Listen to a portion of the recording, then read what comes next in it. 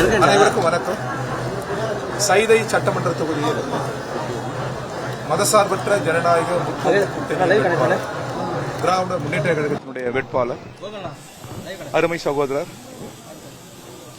தமிழ் மக்களால், குறிப்பாக சென்னை மக்களால் மக்கள் சேவகர் என்று அழைக்கப்படுகிற மாசு அவர்கள், மக்கள் அவரை அன்போடு மாசு என்று அழைக்கிறார்கள்.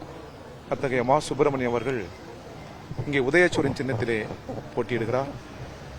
அவருக்கு நீங்கள் பல்லாயிரக்கணக்கான வாக்குகள் வித்தியாசத்தில் வாகைச்சூடி தர வேண்டும் என்று மக்களை கரங்குப்பி கேட்டுக்கொள்கிற இந்த பிரச்சார பயணத்தில் இந்திய கம்யூனிஸ்ட் கட்சியின் சார்பில் நானும், தேசிய நிர்வாக குழுவின் சார்பில் தோழர் CH வெங்கடாச்சலம் அவர்களும், மாவட்ட செயலாளர் தோழர் SK சிவா, கட்சியினுடைய மூத்த தலைவர் தோழர் ஏழுமலை உள்ளிட்ட தோழமை கட்சியின் தலைவர்கள் பலரும் நாங்கள் இங்கே பங்கேற்றிருக்கிறோம்.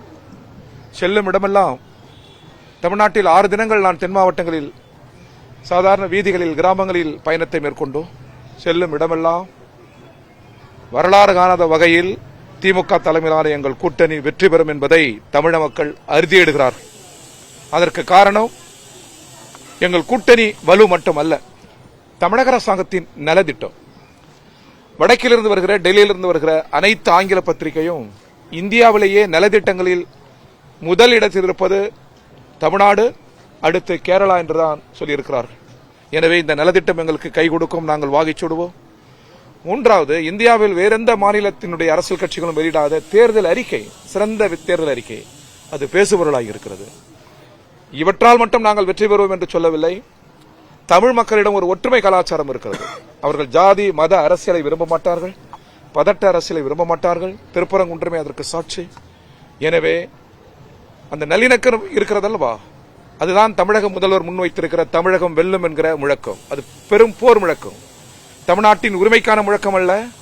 இந்திய ஜனநாயக விழுமியத்தை அடுத்த தலைமுறைக்கு காக்கிற பிரம்மாண்டமான போர் முழக்கம் அந்த முழக்கம். எனவே இந்த முழக்கம் தமிழ் மண்ணில் வெற்றியடையும், ஒரு புதிய திசையை தமிழ் மண் இந்தியாவிற்கு அளிக்கும் என்கிற நம்பிக்கையில் எங்கள் கூட்டணி மகத்தான வாகைச்சூடும். தமிழக முதல்வரின் உரையும் அணுகுமுறையும் மேலும் மேலும் நாளும் நாளும் வெற்றிக்கான வாய்ப்பை தந்து கொண்டே இருக்கிறது. நாங்கள் வெல்வோம், இது நிச்சயம்.